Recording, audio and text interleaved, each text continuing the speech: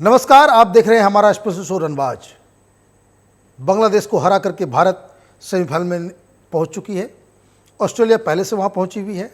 अब बची 3 टीमें, पाकिस्तान, इंग्लैंड और न्यूजीलैंड।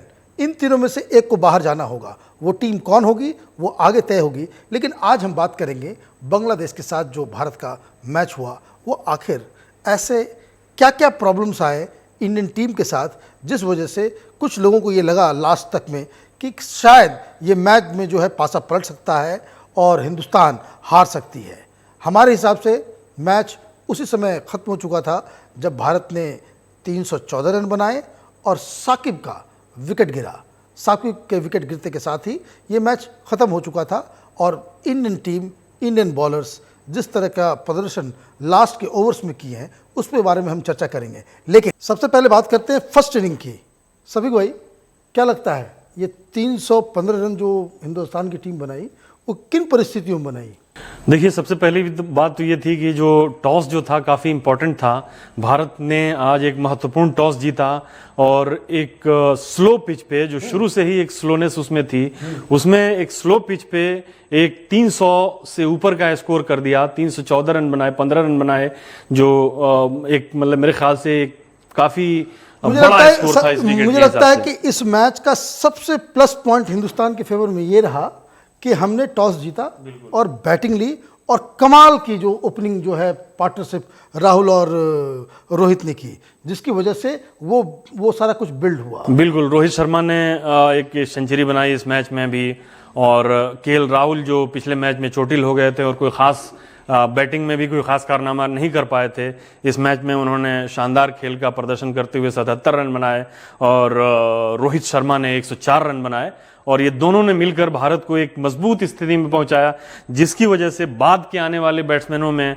के लिए कोई खास परेशानी का नहीं खड़ी कर पाए। लेकिन सबसे बड़ी चीज़ ये थी कि जिस तरीके से जैसे जैसे ये पिच जो है आगे बढ़ती चली गई, जैसे जैसे ये गेम आगे बढ़ता चला गया, पिच जो है वो स्लो होती चली गई और इसलिए हमने वो जो एक्सपेक्टेशन हमने पांड्या से या रोहित पंत से या फिर धोनी से हमने लगा रखा था कि वो चौके छक्के मार करके वो 370 380 तक पहुंचा देंगे, वो नहीं हो पाया। बिल्कुल वो नहीं हो पाया। और सबसे पहले तो हम बात करेंगे विराट कोहली की, कि विराट कोहली लगातार जो है हाफ सेंचुरी बना रहे थे, लेकिन इस मैच में वो 26 रन बना के आउट हो गए और हाफ सेंचुरी बनाने से चूक गए। इस मैच के अंदर में जो इंडिया की जो वीकनेस नज़र आई, वो वीकनेस जो है वो जिस तरह से बल्लेबाजों ने विकेट को थ्रो किया।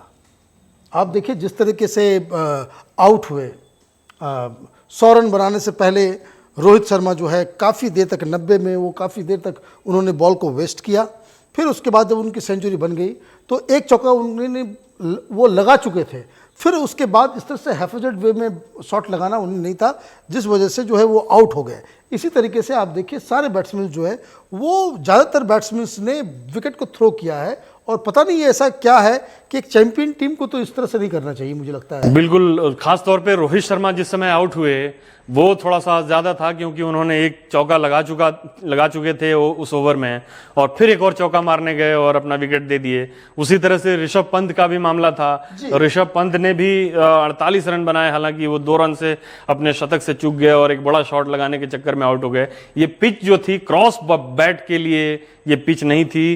क्रॉस बैट शॉट खेलते हुए सारे बैट्समैन और रिस्क लेने वाली पिच नहीं थी, लेकिन फिर भी ये हिंदुस्तान की बैटिंग की तारीफ करनी चाहिए कि वो इस तरह के पिच में एक तो मौका मिल गया कि शुरू के बैट्समैन को जो है पिच जो है थोड़ा सा हल्का मिला, लेकिन जो लास्ट में जो धोनी या पंत ये लोग, इन लोगों ने जिस तरह से बैटिंग की तो 300 प्लस का आंकड़ा जो है वो हम क्रॉस करने में कामयाब रहे।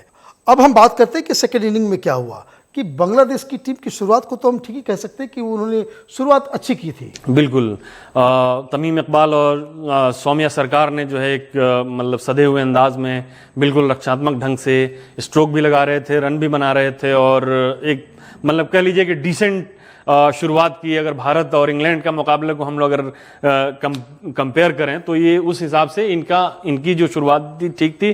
15 ओवर में 75 रन के करीब इनका स्कोर हो चुका था और एक विकेट गया था, जो शमी को एक विकेट मिला था इनका, तमीम इकबाल का जो 22 रन बना के आउट हुए थे।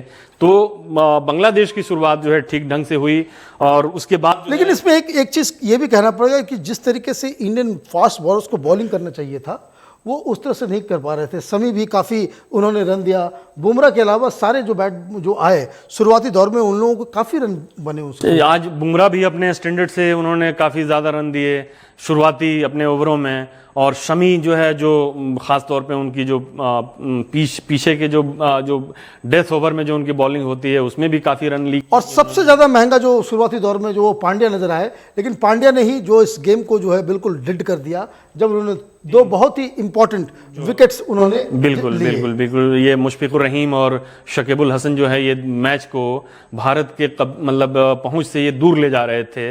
और ये दोनों ऐसे बैट्समैन हैं शकीबुल हसन और मुशफिकुर रहीम कि जो अपने दम पे, और इसमें ये नोट करने वाली बात ये भी है कि ये दोनों वर्ल्ड कप में काफ़ी फॉर्म में हैं और शकीब तो मतलब एक लीडिंग स्कोरर्स में है। लेकिन ये मैच जो है बिल्कुल शकीब के विकेट गिरने के बाद जो है वो डेड हो गया। ये बात अलग है कि उसके बाद जो दो बैट्समैन आए उन्होंने कुछ चौके छक्के लगाए,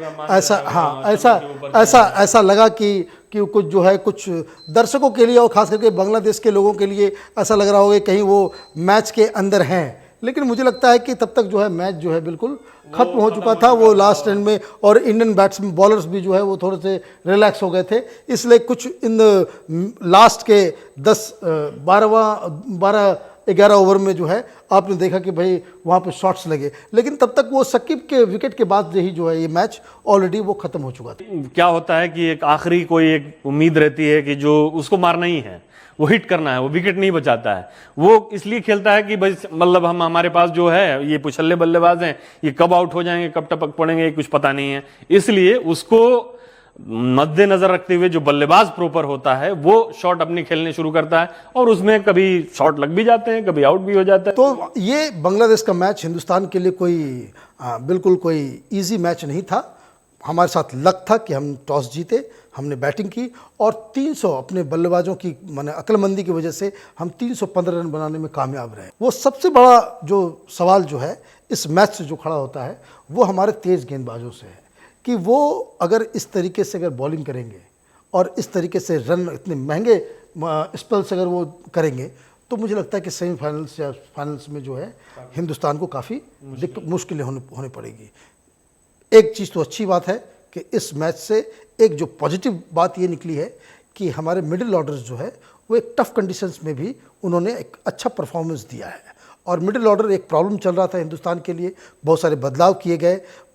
पंत में इस इनिंग के बाद पंत को भी काफ़ी कॉन्फिडेंस आया था, धोनी फॉर्म में है, कोहली अच्छे तरीके से खेल रहे हैं।